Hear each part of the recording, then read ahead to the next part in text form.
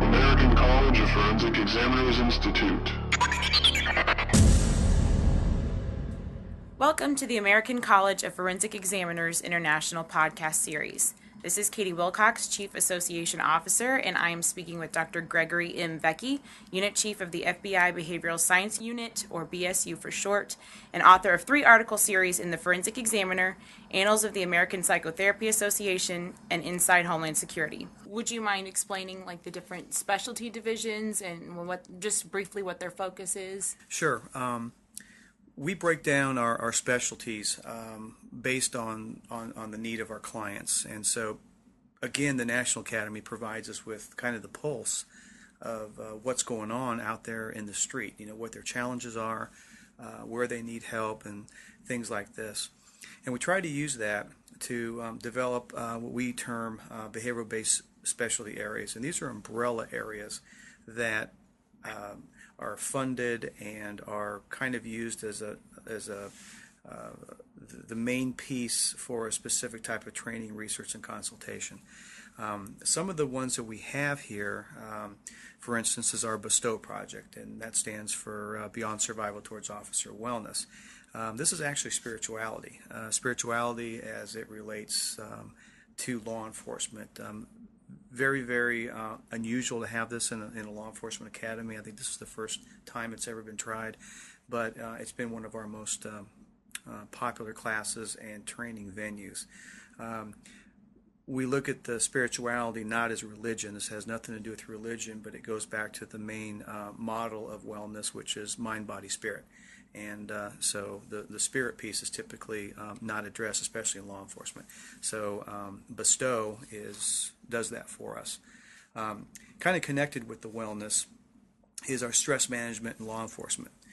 SMILE, S-M-I-L-E for short. And stress management covers the other 2 pieces of the wellness issue, the physiological piece as well as the mental health piece.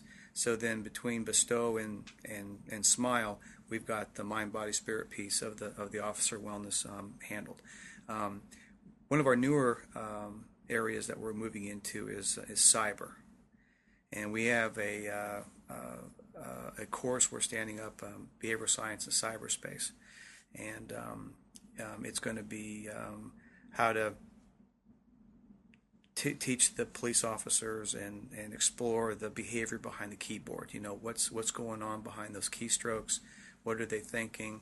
How do they use cyber as a technique, maybe to do another crime like a fraud or an extortion or predatory behavior against children, as well as the mechanical or the technical piece of hacking and cyberbullying and some other things like that. So that's our cyber area. We're beginning to look at an area that we have labeled DETECT, which stands for Deception Exploration Through Electrical Cerebral Transmissions. Now, that mouthful is nothing more than looking at brain scans. We know that if someone is actually remembering something that they did, one part of their brain will light up in a scan, and when they're making it up or fabricating a story, another part will light up. What we're trying to do with this, and this is going to be very long term, and obviously we're not very far with it, but we are collaborating with the military and some universities to look at the possibility of using this technology for deception detection, and in hopes that it would be better than the polygraph. Our simple premise is, why go through the arms, meaning the pulse and the GSR, the sweat on the hands, the blood pressure. Why do that when you can go right to the head? The other area we're looking at is Intelligence Counterespionage Research and Training Project, or ICERT program. We're looking at insider threats. We're looking at source validation, and what I mean by source validation is if you're going to FBI is going to use a human source for information, to get information, to do things for the Bureau. We want to make sure that we're dealing with a legitimate person. So how do you identify them? How do you vet them?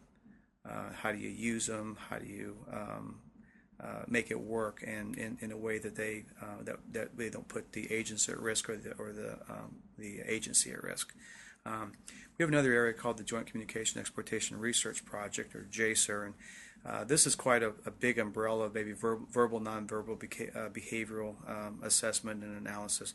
One of the specific functions that we use in that is a statement analysis.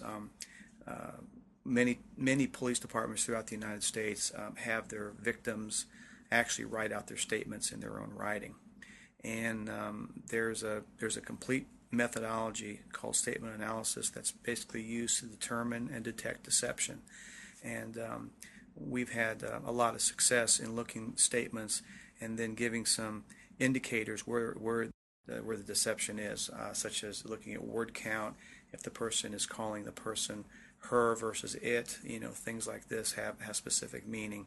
And then we, in consultation with the police departments, we will provide assistance on that to help them solve their cases. We have another area called studies of aberrant violence and exploitation, which is SAVE, and that is our traditional BSU things, looking at like stalking and sexual predators and serial killers and things like that, and all the training, research, and consults that go with that. We have a terrorist research analysis project, and we're looking at the mindset of the terrorist. Very interesting in this area is we actually bring in former activists like Ku Klux Klan members, the Animal Liberation Front, Earth Liberation Front, Weather Underground, Sea Shepherd Society, to the class, and actually let them put on presentations for the students so they understand their mindset. And that's very, very popular and very, very effective. Lastly is our Global Hostage Taking Research Analysis Project. This is just simply a project where we're trying to help with the problem of hostage taking or kidnapping worldwide. You've seen this occur in the Middle East, where people get beheaded under captivity. You'll see it in Colombia with the FARC, where they're held for their entire life. And you'll also see it even more recently and closer to home and the Mexican border with all the violence that's spilling over. Like anything else, we want to understand their motivation so that we can help come up with strategies and tactics to defeat them.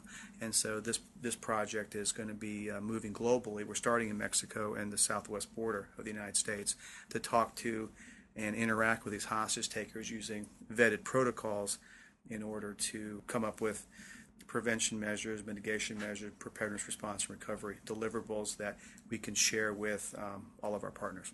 It's a lot going on, and we're really glad to announce that you will be presenting at the 2010 National Conference in Orlando, September 22nd through 24th.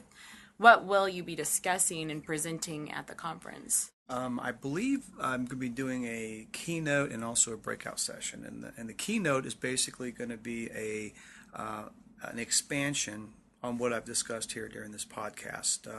Really want to put out exactly what we're doing with the research and looking for partners and opportunities for the membership, for the people that are there, to collaborate with us in a number of venues to move these projects forward, because what we're trying to do is, at the end of the day, help the police officer, the military person, the intel agent to help do their job best by looking at behavior.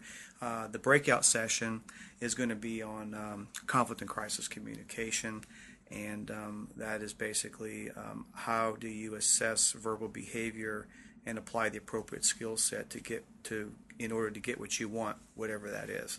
And then I'm going to be presenting on that also.